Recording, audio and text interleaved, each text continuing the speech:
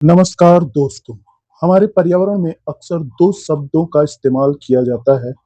Ecology यानी पारिस्थितिकी और इकोसिस्टम यानी पारिस्थितिकी तंत्र। कई लोगों को लगता है ये दोनों एक ही हैं, लेकिन क्या आप जानते हैं कि इन दोनों में जमीन आसमान का अंतर है।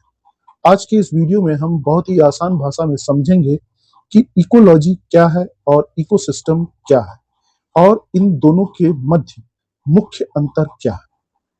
सबसे पहले बात करते हैं इकोलॉजी यानी पारिस्थितिकी की। इकोलॉजी विज्ञान की वह शाखा है जो जीवित जीवों ऑर्गेनिज्म का अपने पर्यावरण एनवायरनमेंट के साथ संबंधों का अध्ययन करती है। सरल शब्दों में कहें तो जीव और वातावरण के अंतर संबंधों का अध्ययन ही इकोलॉजी यानी पारिस्थितिकी है। यह शब्द ग्रीक शब्दों ओइकोस यानी घर और लोगोस यानी अध्ययन से बना है।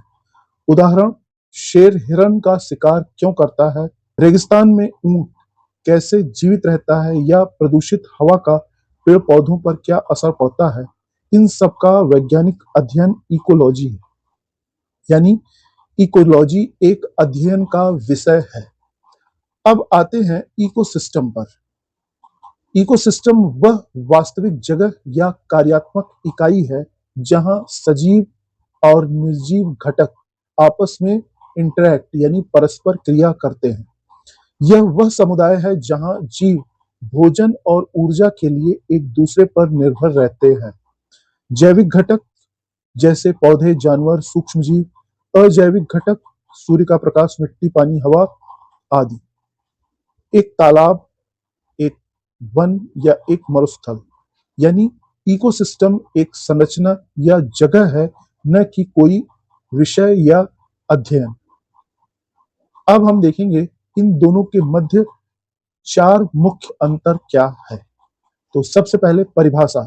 इकोलॉजी की परिभाषा है, यह जीवों और पर्यावरण के अंतर संबंधों का अध्ययन है। इकोसिस्टम यह वह क्षेत्र या इकाई है जहां जीव और पर्यावरण परस्पर क्रिया करते हैं। स्कोप इकोलॉजी का एक बहुत बड़ा क्षेत्र है क्योंकि यह अध्ययन का एक विषय है। इकोसिस्टम इकोलॉजी का एक छोटा हिस्सा या सबसेट है।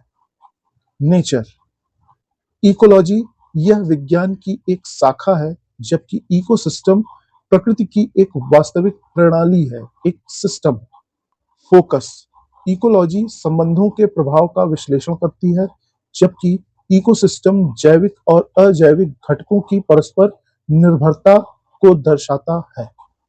तो निष्कर्ष यह है कि इकोसिस्टम एक जगह है और उस जगह में क्या क्या हो रहा है इसका अध्ययन इकोलॉजी है।